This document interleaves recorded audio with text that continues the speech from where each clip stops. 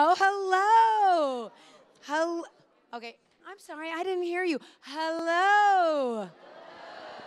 That is so much better. Okay, so the key to this day, if you guys haven't seen a demo with me before, is the rowdier, the better. So, okay, I like that. So I'm Neelu Mohammed. I'm the editor-in-chief of Food and Wine, which brings you the Food and Wine Classic in Aspen.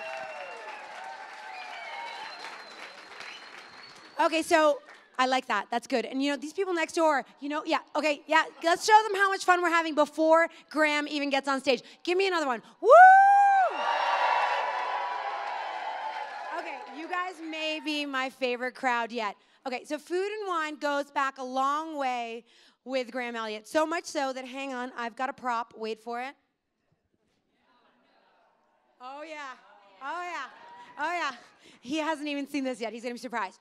So back in 2004, when Graham was just a baby-faced 27-year-old genius, we caught sight of something really special happening in his kitchen. And so we made him a Best New Chef. Right after that, literally, the man has gotten 4-star review before he was 30 years old. He has been nominated for 3 James Beard nominations, and he has become one of the, okay, another, just let's cheer. One of America's most recognized faces and foremost food authorities. A few years ago, the mayor of Chicago named September 19th Graham Elliot Day. Put that on your calendar, celebrate it, go ahead. And of course, you probably know him from his amazing work on TV. He's a full-time judge on Top Chef, where I've had the privilege of working with him along Tom and Padma and our lovely Gail Simmons from Food and Wine magazine. Woo! And he's the host and star of Bravo's digital series, Going Off the Menus. Okay, besides that, what I can tell you about Graham Elliot is he is one of the nicest humans on the planet. Also, he has some moves. He dances like Michael Jackson. I am telling you right now, backstage, he was watching Michael Jackson videos. That is what he does to get pumped up. So we're gonna have to give him like MJ vibes, give him like a huge, warm, incredible Aspen welcome. Graham Elliot.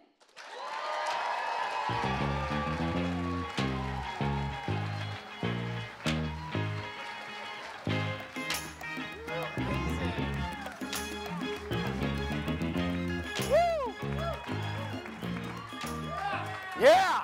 Woo! Thank you. Mwah. Mwah. She's wishing me luck not to cut my hands off, which is much needed. The last time I did this, I swear to God, like I burn myself sometimes, right? Which you got to admit, as a chef, that happens. But you like never cut yourself. And right, this is my nemesis. You guys know what this is? Right? It's like the most evil fucking tool in the kitchen. So I did this, right? I'm like, oh, cool, okay, so what I'm gonna do now? And I put this on, and it like stuck, and whoom, went right through.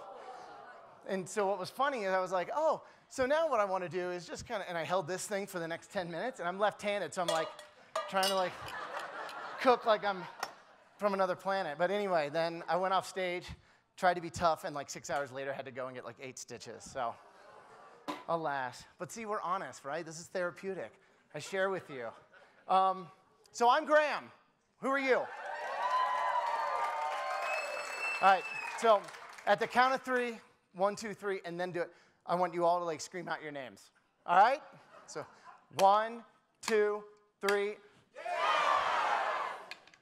I think I heard a Dave. Is there a Dave out there? Good job. All right. So I always try to say, I'm going to come up here, I'll do some fun stuff, and if I get any food on a plate, like, we're lucky, right? Because I like to walk through things. Who was that?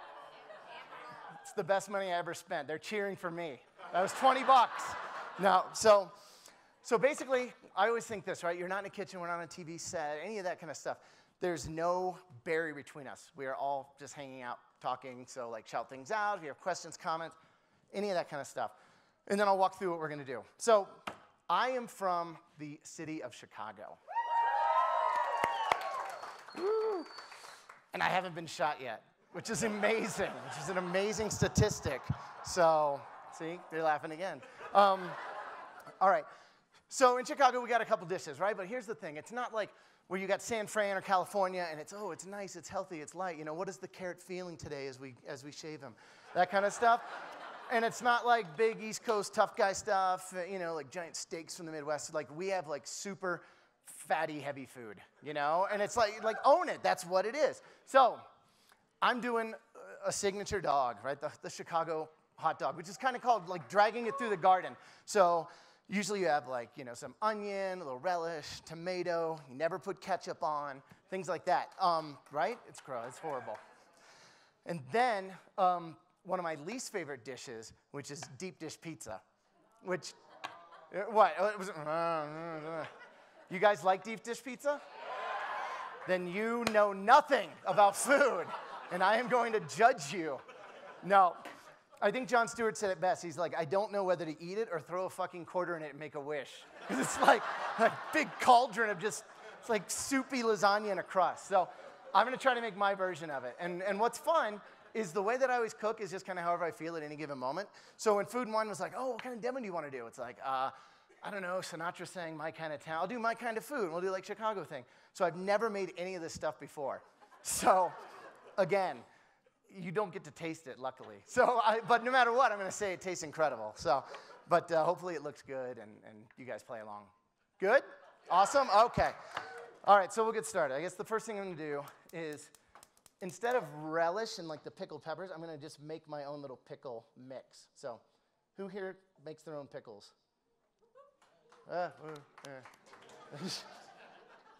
Keep it up, guys. Keep it up. All right. So what I like to do, I take pickling spice, which is like cloves, coriander, fennel seed, all that kind of stuff. Just kind of throw it in, gives it flavor. And then, obviously, what do you do with spices? Right, you like toast them off because there's like oil in there, and that's what gets released with the heat and makes it smell and taste like they're supposed to taste. So always make sure that you treat your spices with as much care as you would a piece of meat, piece of fish, vegetables, things like that. So many people go and buy like a little container of spices that were probably harvested like 40 years ago and like put on a jar in a shelf somewhere, and that's all it is. So like you put 5 gallons of black pepper and it still doesn't taste like anything. If you took a few black peppercorns and roasted them and grind them like at that minute, that's what it's supposed to taste like. All right, so we're toasting those off. At the same time, I'm gonna get my little pan here going, and we're gonna get our hot dog. What do you guys think? It's a little misshapen, you know, but it's okay. Everyone's different. Okay? Ooh, it's a bris. Who knew? Just all kinds of stuff going on today. All right, so we're cutting it, doing its thing. This is blood sausage, boudin noir. That's much more appealing now, right? Okay, you got these things. All right, come on, guys, have fun. Get excited. We're cooking blood sausage that looks very sensual here. All right, so just a little bit of oil. Get him going. So, you know, Chicago was the butcher capital of the world. All the cattle, pigs, everything went through there. That's the whole idea.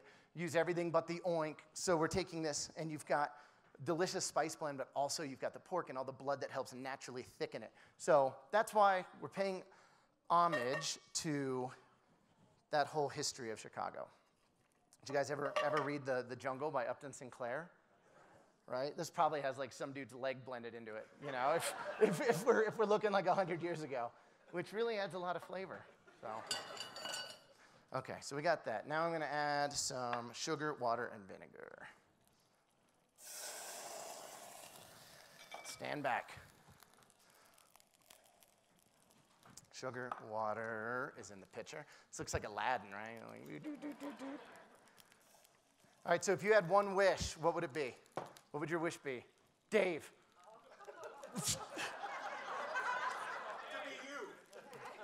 Aside from the obvious wishes, what else would you like? Anyone? More Michael Jackson album. Yes, more Michael Jackson. I wish Michael had some hidden tracks. If anyone says world peace, the door's back there, because that's the most generic-ass answer of all time. If anyone says that they wish for Trump to get reelected, yeah, no, yeah, what? I love everyone's just like, shh. I love just making everyone anxious and weird. All right, so you're getting the vinegar to cook down. You got the sugar, all these things. and you just want to balance it. You don't need it to get all crazy, and we're not really going to cook it. So, oh my God, that's so, it's like taking a vinegar shot. I think I'm going to get a bloody nose. So, all right, so we're going to add just a little more sugar and a little more water now. But that's why you taste, right? Because here's the thing, you know, like the way, I don't write recipes. So I would literally, if I'm doing a cookbook, you know, just unless it's the one I already wrote, that one's perfect. But if I was going to write a new cookbook, it's like 2 cups of vinegar, a little bit of sugar, and then you probably go home and make it, and you're like, this is the worst shit I've ever had. But he's on TV, so it's supposed to taste like this. I mean, he's the one that's right. Magic of television. But that's why you taste everything. And then if we were going to do this as a soup, and like in the restaurant, an hour later, we're going to serve it again, what happens? Things reduce, water evaporates, everything that's in there concentrates in flavor. So it's going to be sweeter if it adds sugar. It's going to be saltier if it adds salt. Things like that. Acid, right? If you put vinegar in it, it's always going to be sour. But if you put lemon in it, that cooks off, and it's get like a really weird, like the lemon that Mom used to have in the house, the plastic one with the green top, tastes like that. Sorry, moms out there that are like, he judged me. What's that? Yes, yes. So I'm just kind of warming it up, blistering it, doing that whole thing. All right, so we got all that. We got this. We'll taste it again. I'm not going to taste it. I'm just going to pretend I am. Like, oh, it's amazing. It's ready. It's the most delicious thing I've ever had. All right, so little Fresno chilies. You can do sport peppers, which are serranos. Those are the little pickled ones that you always see in the actual hot dog. So how many of you guys like baseball? All right, good. So one of my best friends, Michael Furno, is here in the front row, and he works with MLB, and we did a show last year called The Grub Tour. We went around ballparks and like tasted food and talked about it, and you know, because I think food and sports can bring everyone together, right? Let's get all preachy now. Let's do this. But what's really interesting is that the hot dog is like the thing that we all speak, right? Everyone speaks hot dog in this country. And to me, the most important thing is, again, everything being of equal importance. You can't have a good hot dog and like a really shitty relish. You can't have amazing mustard and horrible sauerkraut. That's like, you know when like sauerkraut sits out for a minute? It gets like weird dried little bits of the sauerkraut. Like that's horrible, right? Ruins everything. So it's the same thing to me. The most important little deal is the vehicle, right? The hot dog's little home, his little comfy little house in bed. And 90% of hot dogs, like the ballpark, they don't steam the bun. So you got to steam the bun. You guys understand? You agree? Just saying, next time you go to the ballpark or taste that, or go to a friend's house for a cookout, like hot dog buns are different than hamburger buns, right? Hamburger buns, you can kind of brush with some butter, toast them off, things like that. But you don't want that with a hot dog. So I'm going to literally just microwave mine for like 15 seconds. It gets super soft and delicious so that when you put the dog in, it's like a little case over it, right? And you got to make that sound apparently when you do it. So, all right. So he's ready. She's ready. Everyone's ready. Does it smell good? It smells like Scrapple. Does anyone know what Scrapple is? Who does? Come on. 3 of you. So Scrapple is like sausage and head cheese blended together with ingredients that weren't good enough to go into sausage. You know, it's like whiskers, hair, a hoof, pig face, like anything that you can think like that. It's really, really, but it tastes good. So sometimes the less you know about things, the better. But that's what's great about cuisine, right? Is that everybody, no matter where you're from, does the best with what they have, you know? So if you're in France and all of a sudden you have nothing to eat and war's going on or whatever, it's like, oh, there's snails, it's protein, let's cook it up. Nobody just went in their yard and was like, I fucking want some snails today. And frog legs, that sounds good. No, you have the filet mignon, I want snails, you know? Same thing. Somebody else is eating like a rack of pork and somebody else is getting like intestines and collard greens. But to say, I'm gonna cook them down for 8 hours and stew them with a smoked hawk and then add this, and now it's delicious. And again, that's why no cuisine is any better than any other one. So that's the kind of stuff I like to think about when I cook. Okay, what else? What other questions, comments, anything? Okay, I have a question. Uh-oh. If you have a young child at home, is that the exception for ketchup on your hot dog sausage? Yeah, if you can, well, here's the thing. I always try to tell people, like, to eat healthy, right, which for me is the biggest challenge, right, to try to, like, eat healthy. If you want something like potato chips or, some kind of snack like that or cookie things, make the kids cook them with you because then they'll appreciate it more. Same thing. If you guys want ketchup, then let's go and fucking cook it. Let's throw in like a little bit of sugar and, a little molasses and this and some vinegar and spices, tomatoes, stew it down. Now they have ketchup and they can put it on whatever they want, but they understand what it is versus like, oh, here's a giant squirty bottle of red paste that tastes like corn syrup, right? That's not cool. So I don't know. That's, again, like what I think. So same idea with chicken nuggets, right? Kids love nuggets no matter what. I don't care if you're a chef or you're whatever. People like chicken nuggets. So make your kids like learn to do that. Take your chicken breasts, slice them thin, batter, crisp them up, and then serve them with the barbecue sauce they just made. Cool? All right. Okay, so that, we got this. Okay, so we're going to microwave our dogs real quick. What else are we missing? Anything? Cook time. Oh, okay, cool. Start. Okay, good. All right, now a little bit of aioli. So same kind of thing I always tell people with like burgers and things like that. It's not just about flavor or temperature. So much for me is about texture and what we call, which sounds kind of creepy, is mouthfeel. So this is celery seed, poppy seed, a little bit of the grainy mustard, mayo, and that adds much needed richness and kind of that fattiness that you want when you taste something, when you're eating a burger, a piece of meat, piece of bread. The last thing you want is that dry, crumbly kind of bread action. So got this. I'll throw in a little bit of lemon. All right. So that's a habit I always try to like cover, like cheating at homework kind of thing, just so I don't squirt lemon juice all over people, which happens all the time. Good? Okay. So take our dudes out of here and cut them open.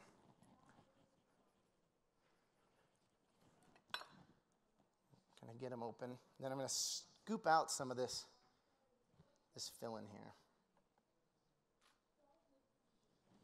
Get my big old dog. Now we're gonna like measure and make sure that he fits in there somehow. How long do you microwave those for? About 15 seconds.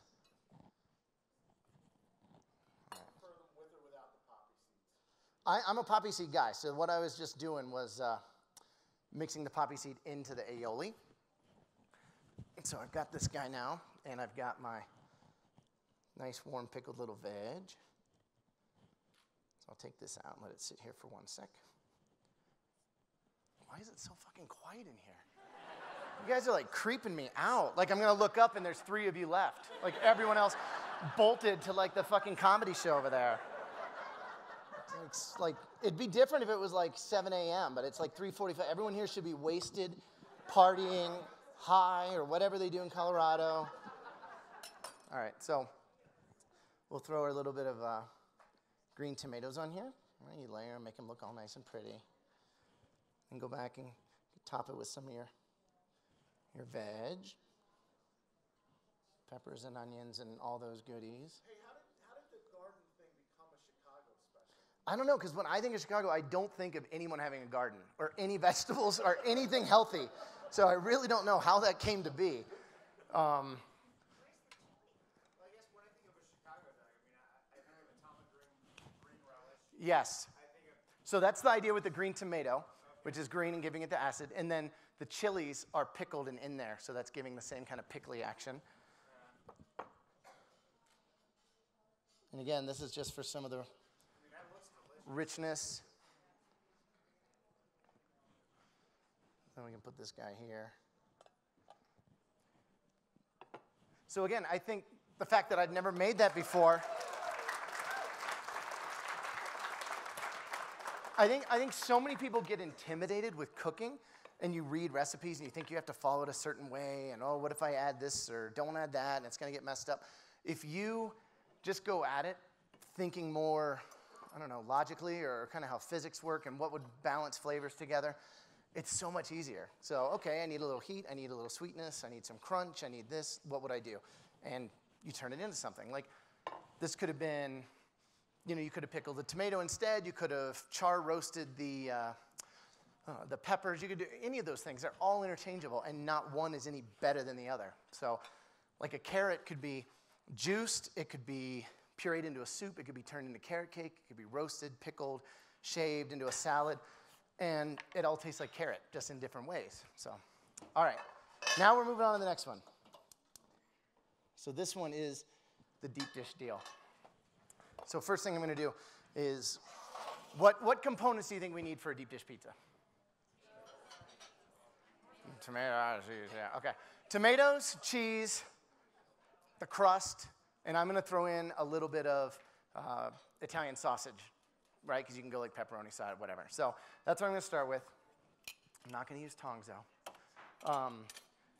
So in our restaurant, if you had tongs, like somebody will come and grab them behind you and like throw them down the kitchen line. Like you're not allowed to ever use them because you're supposed to use your hands and touch and like have romance and finesse and things like that. And so when you got someone that's just like, I take the tomatoes, I like the stuff, like no good. So a chef told me once, you can tell how someone is in the bedroom by how they cook. So you're either like, you know, I like to stir and a little taste this, or you're like I like to like slam and get my pan, you know. And they're both good for certain times in your life, right? Like that's the college guy, like just like saute. And then when you're older, it's like, no, I don't need that mean guy anymore. I want someone nice. He's nice. Okay, so a little bit of oil. Then we'll throw in our onion and garlic. So I always throw in onion first because it has less sugar in it than the garlic, which means it'll burn less. So I think it took me 20 years to realize you don't throw them in at the same time, which for whatever reason I used to do. And then the garlic gets burned by the time the onions get cooked. So little trick I learned in the Army. I was not in the Army. Just kidding. I don't know why, but that's like a saying in the kitchen. So, all right. So again, we're not looking to caramelize these. We're just looking to have it give us some background flavor. So they sweat, they get nice and translucent. Now we'll throw in the garlic. What other questions, comments? You guys having fun in Aspen? Are you from Aspen?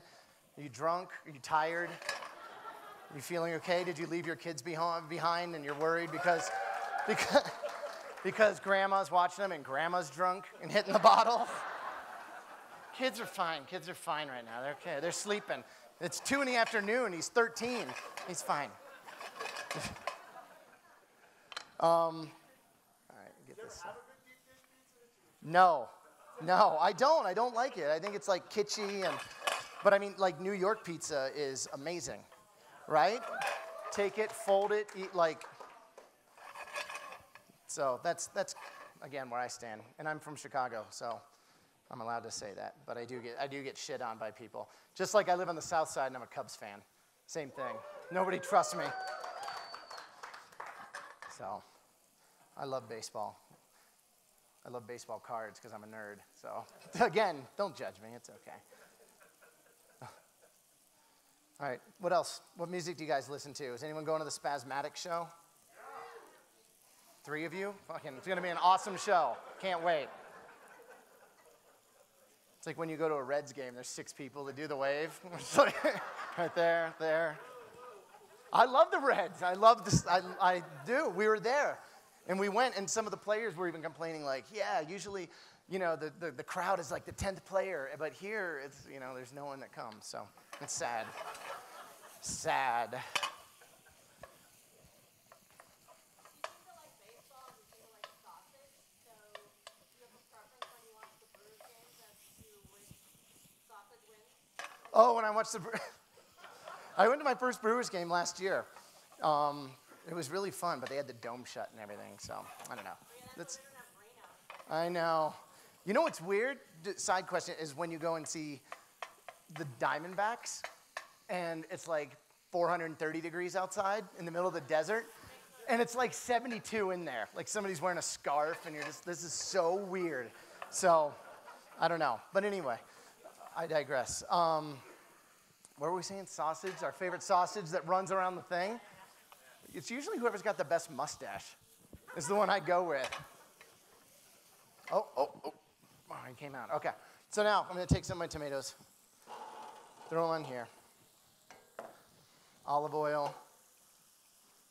So what are you going to, you look at these, what's wrong? These guys are too big, right? So they're not going to cook at the same time. A lot of salt. Why? Not just flavor, but the salt leaches out moisture, which again, it will evaporate and then give it a little more flavor that is much needed. A little bit of basil. That'll hopefully infuse with some of the oil as it cooks.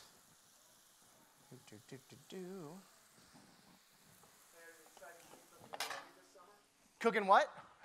Yeah. Oh, we're going to this one. Yeah, Wrigley is doing a thing where they're inviting chefs to kind of come and do a pop-up. So I'm going to be there in August and part of September. Exciting, right? Yeah, I'm excited. That's like a dream come true, you know? We are going to do our Lobster Corn Dog that we do at Lollapalooza every year. And what are some of the other things? Our buffalo wing, which is like the celery root slaw, beer bubbles, a little Roquefort cream, and it's a chicken thigh that's been braised and rolled and then crisped up and glazed in our buffalo sauce. So, yeah, stuff like that. Simple, yummy. All right, so we taste this, make sure. All right, so here's my shell. And I've got some tomato here. The magic of television. I've already roasted these. They're amazing. That's why none of those shows are on TV anymore, right? Because people now know how to cook. So before, they would just watch and be like, oh my God, that looks so easy. Do you guys all like to cook at home, please? Yeah? Okay, good. All right. Okay, so let's take some of our sausage here. I'll just start laying them on the bottom. You know what else would be good, I just realized? Doing this and then just cracking eggs over the top and throwing it in the oven. Right? I don't know. Let's do that instead.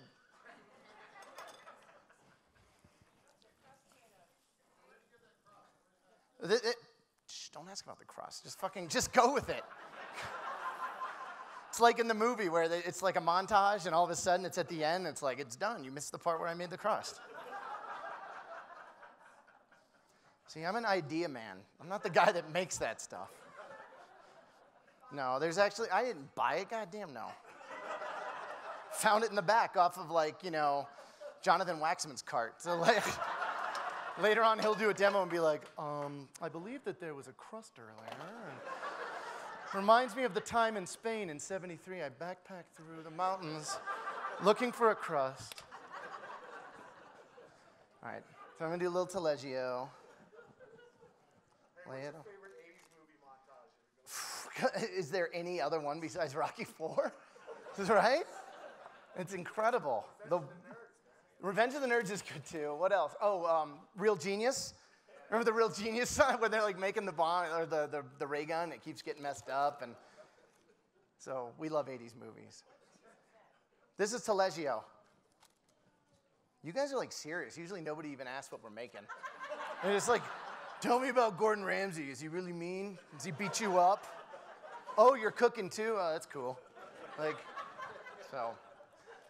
All right, I got my tomato. Is he? He's a beautiful man. I'll show you the whip marks on my back later. My donkey tattoo. Donkey, Muppet, all the names that are just brilliant. I love seeing those little memes. You guys ever see those? There's like a picture of him yelling, and it's like there's enough oil on that plate that the U.S. wants to invade it. It's like, how do you do these? It's so great. Love it, love it, love it. It's so funny. All right, so laying some basil leaves on. Usually I wouldn't do that. I'd tear them all up, you know, but the fact that this is going to cook for a little bit, they'll be nice and soft. Okay. Do, do, do, do, do. All right, so we got that guy. He's doing his thing. Some tomato. What? Probably 40 minutes, and I put them in at 500. So you can always cook something on high and turn it down, but never put it in low and then try to turn it up high. So if you're cooking a roast or turkey for Thanksgiving or any of those kind of things, you're never going to get color on the outside unless you start it on high heat. So think of that oven as like another version of a cast iron skillet, you know? When you put it in a pan, it's going to get seared. If it's too cold, it'll cook, but it's going to be like gray on the outside. So if you want like a nice char, which, again, the natural sugar that's in the tomato is going to caramelize and get that flavor, then that's what you want to do from the beginning. Otherwise, they'll cook, but they're not going to have that same component. Isn't that pretty? Oh, no. Oh, God, that would have been so funny. Son of a bitch. Happens all the time. No. Which is why, ta-da, we already made one. Oh, goodness. I got up at 4:30 in the morning to do all of this prep and cooking, and they did. Thank you, guys. They're like, I hate this fucking guy. That's what we do. We take all the credit, don't do anything, go on TV and look like we know what we're doing.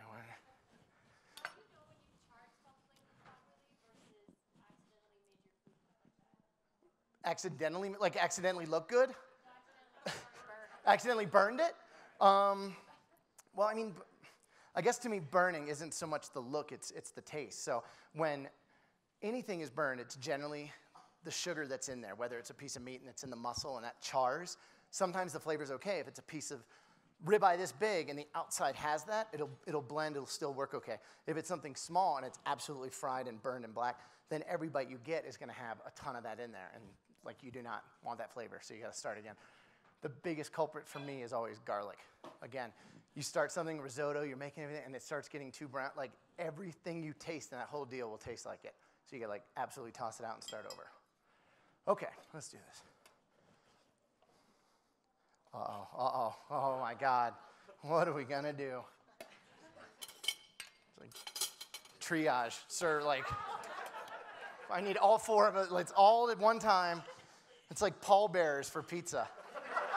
Oh, go. Whew! Oh, now it's like Benihana. All right, let's move it over. Now, if I cut this and it's fucked up, then I hope there's another one down here already cut. But I don't think there is, so. All right. Ooh, it's like warm liquid goo phase. I bet you do. Fucking, let me know how it feels to want. All right, I got my little thing here. Oh, be cool. Okay. There. How's it look? A much better, a nicer version of a deep dish pile. Okay, so now I roll your little piece of basil. Quick, what's this called? Hey.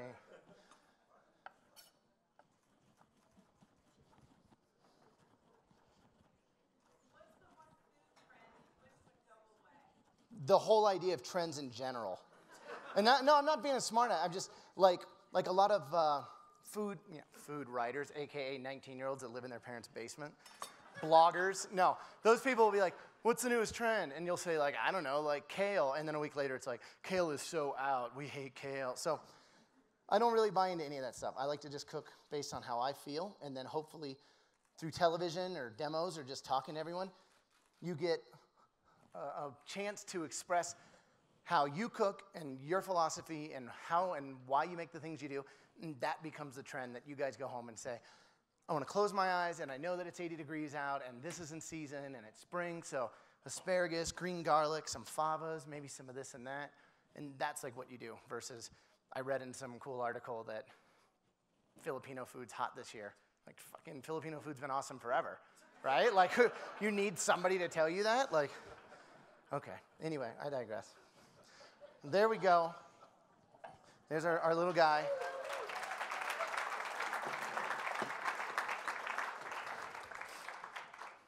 So I guess we can cut this up and we'll put it up if anyone wants to try a little bite. I always imagine when I say that, it's going to be like Airplane, where it's like we're out of coffee. Everyone's like biting. You like see like all the signs everywhere. Like, I don't know. I love Airplane, another 80s one. But I think Airplane 2 is better, the space one. No? Oh, okay. All right, now it's time for a fight. Now shit's real. Okay, let's, so you guys can come on up here if you want. We'll like try to cut this up and.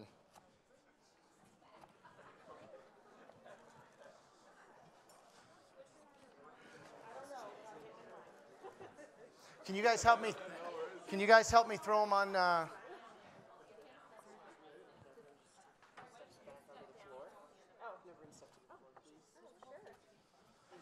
Okay. So hold on. Can you do me a favor, Dylan? Can you just chop some of that up right fast, right there?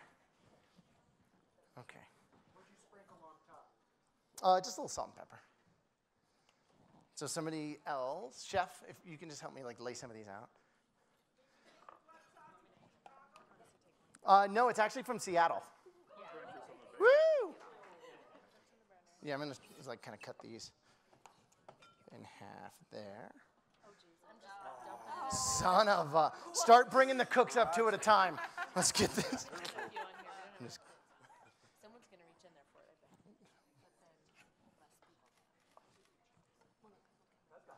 Yeah, whatever. Okay. What? What do we? We're gonna pile a few on and people can grab. Oh, okay. How many plates we Oh, got it. Budget cuts. I love it. Betty DeVos is running this whole food program.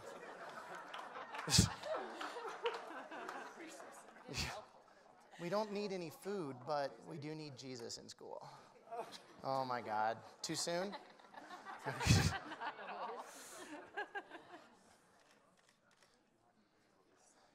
Stop whispering. If you need some stuff, I'll put this over. All right, so no, I'm just scooping here. Somebody can squish this into a piece. There you go. All right. That's all we have. Sure. Let me see where it is. Oh, well, do we have the actual one that we cooked? The other one? Let's see, the Chicago one? Well, we'll try, but now it's kind of like not as hot as it should be, but. Okay. It's cold, but I love cold blood sausage. It's amazing. All right, let's see. Okay. What's that? My kid's favorite dish? Generally things with like breakfast-based foods. So eggs and bacon, all that kind of stuff, which is fun because it gets them excited about it, you know. You know, Joe Bastianich said once that he thinks if people were given the chance, they would have breakfast for all 3 meals of the day. Sweet, salty, porky, eggy, you know. You can make it into whatever you want, I guess. All right, so we got all these little components here.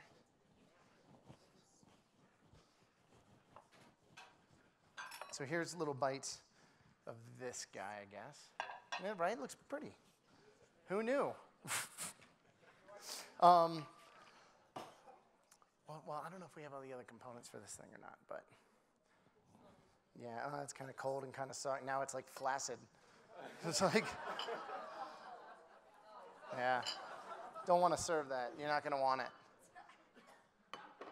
All right, questions, comments? Nothing? Hang out? Take pictures, high five each other? Bond?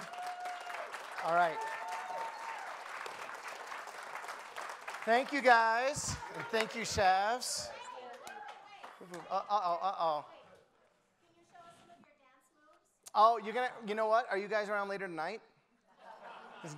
It takes a certain amount of alcohol to get me to like break dance and like get across the whole floor. But what is it? Last night and then the night before. Last night was amazing, and the reason why is because some lady came up to me and it's like, I'm a big fan and I'm a mom and someone's watching my kids, so please come dance with me. And I was like, okay. And then I'm dancing and all of a sudden there's like moms like grinding all over you. And I'm like, I don't know if this is weird or cool or not weird or, you know, like someone's husband's in the corner like, that made me weird because I didn't know what I was supposed to do. But I just went with it because it's Aspen, right? So fucking, why not? All right. So I will hopefully see you guys later. I'll be around all weekend, actually. Cool? All right. And by the way, I'm not wearing any pants. So.